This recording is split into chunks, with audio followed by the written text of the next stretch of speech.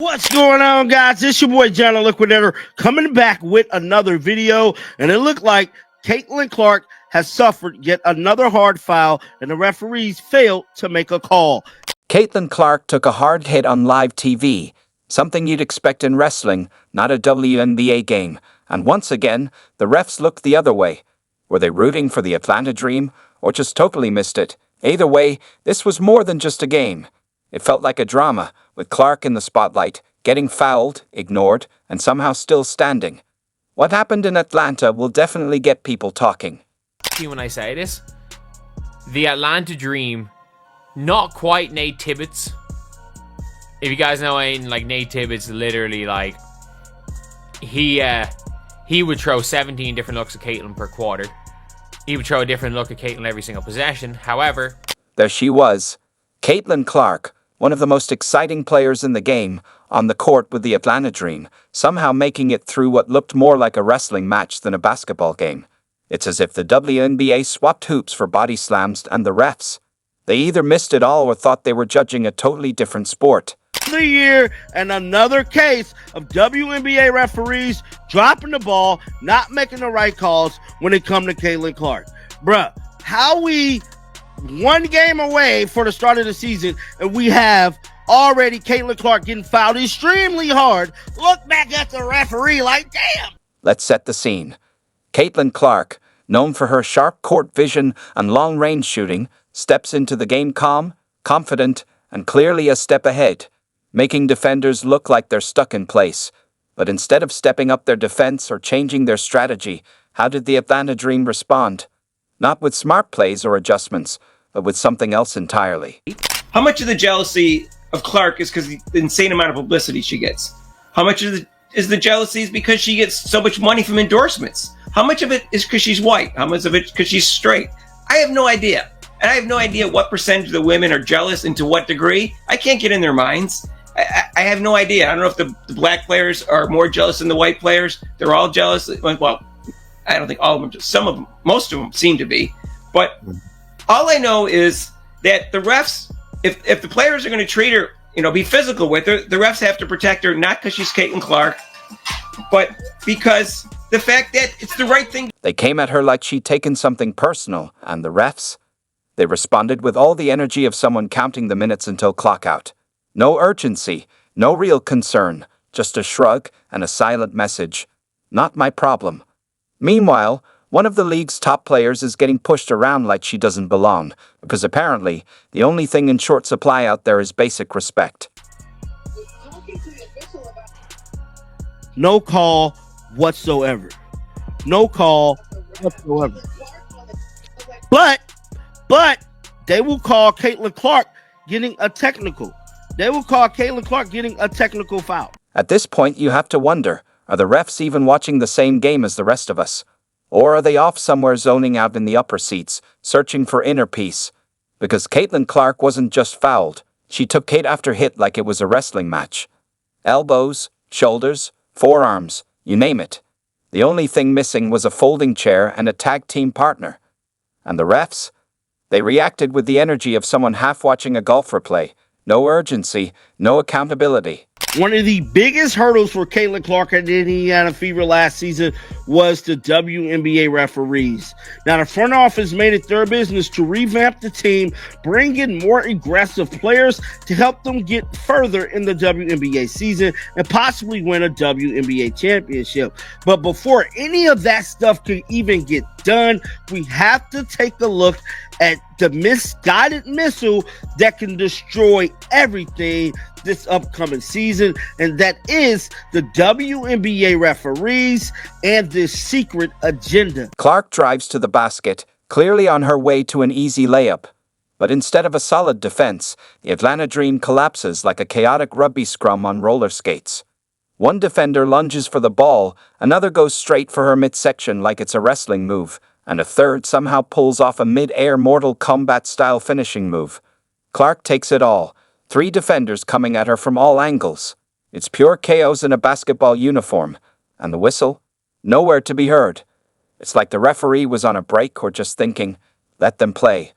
That might work in a neighborhood pickup game, but not in a professional WNBA match. Clark hits the floor, the crowd gasps, and the game just keeps going as if she tripped over her own feet, not taken down in a full body slam. The only thing more absent than the foul was any sense of responsibility from the officials.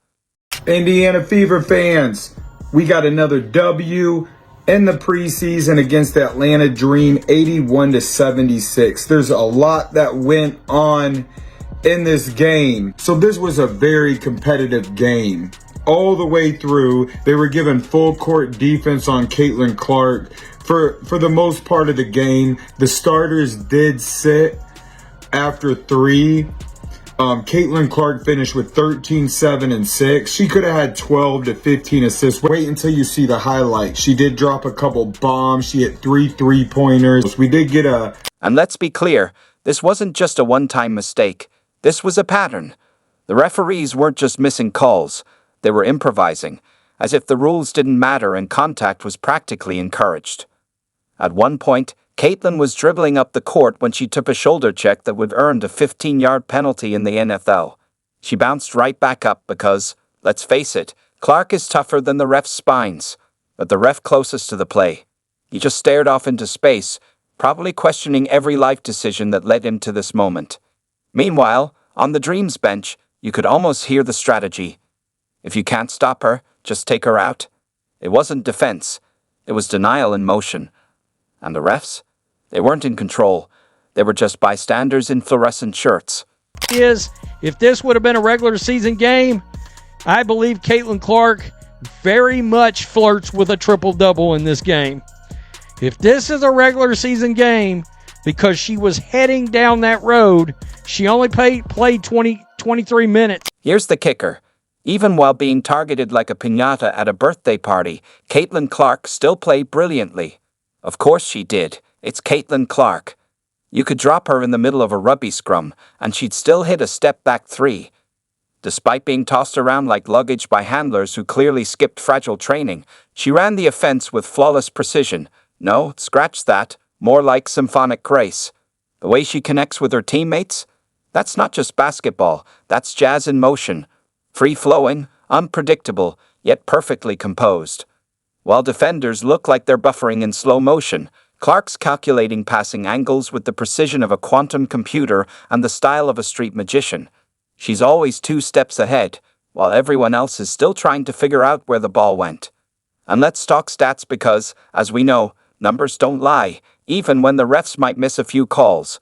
Clark didn't just survive the chaos, she orchestrated it.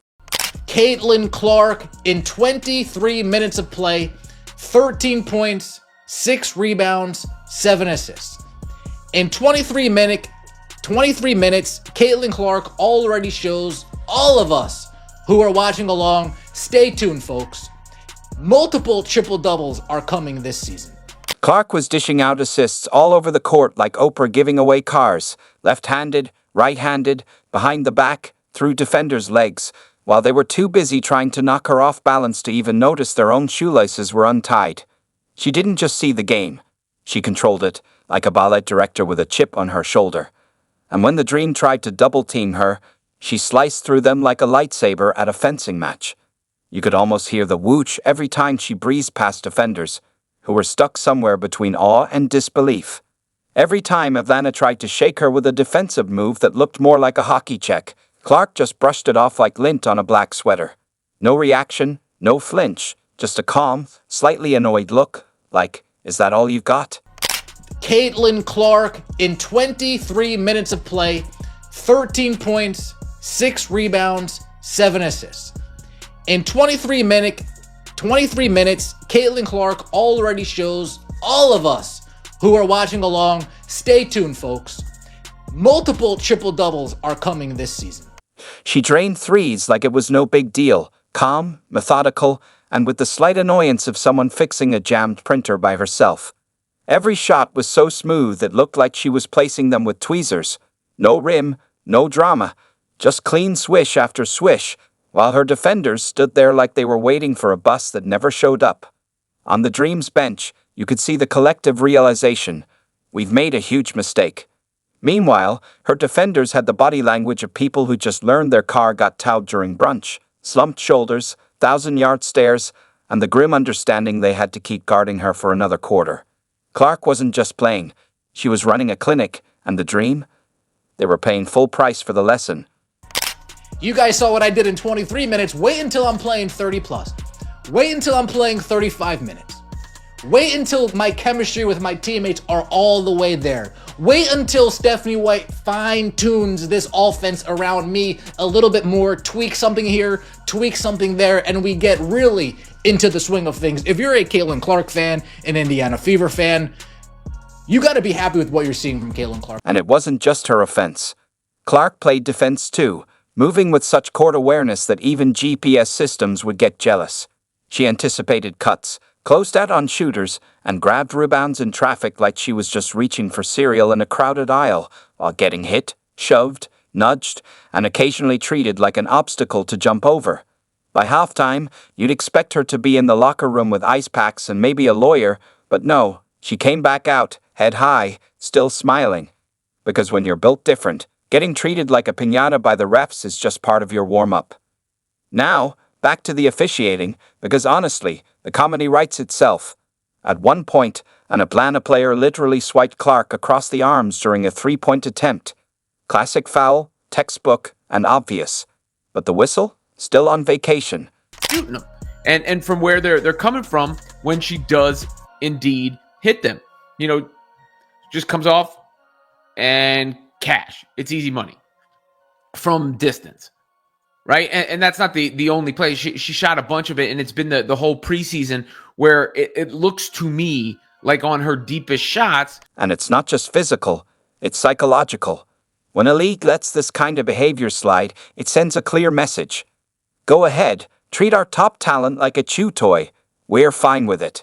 Imagine telling the future stars, forget skill, just learn how to take hits like a crash test dummy. Meanwhile, the broadcast crew couldn't hide their discomfort, drifting from game analysis to almost pleading for some kind of intervention. One announcer even let out an audible poo after yet another no call. You know it's bad when the announcers sound like they're watching a car chase. And yet, Caitlin Clark doesn't lash out, doesn't flop, doesn't complain to the refs like some dramatic actor. No, she just keeps playing, keeps scoring, and keeps making defenders look like they took a wrong turn on the way to the game. You could almost hear the Atlanta Dream's collective thought. Why won't she just stop being so good? The answer is simple, because she's Caitlin Clark. Her game doesn't need the ref's approval. It just needs a camera, because every play she makes is a highlight. I need to say this. In the blue uniforms, you can tell Caitlin Clark looks much stronger, much thicker, much more definition, more muscular. The clothes are fitting a little tighter this year than they did last year, and I don't think she went down a size. I think she bulked up a size. By the fourth quarter, the Atlanta Dream had tried everything short of calling in a superhero. Full court pressure, double teams that looked more like triple teams. You name it, they went for it. At one point, you half expected a team manager to throw on a jersey and jump into the action like a Marvel crossover episode, in a moment that was both desperate and theatrical. The Dream surrounded Caitlin Clark at half-court like a celebrity's entourage confronting a scandal. And Clark? She didn't flinch. Instead, she threw a no-look, behind-the-back pass so perfectly timed and smooth, it could have been considered a controlled substance. The crowd gasped in unison, part awe, part disbelief. And yes, the Dream lost big, because you can throw bodies at brilliance, but you can't contain it. You can try to shut down greatness from the bench, but you can't stop it from lighting up the scoreboard like a fireworks show. Caitlin Clark wasn't just playing basketball, she was casting out doubt. One assist and deep three at a time. The Dream played hard, but Clark, she played art. Also, in addition to how easily it looks like she's shooting those threes and hitting those threes in the clip that she's doing it, going to the rack, all these various things that show she's even stronger than she was a year ago. And you see it in the strong numbers. 13 points, 6 boards, 7 assists in 23 minutes of action.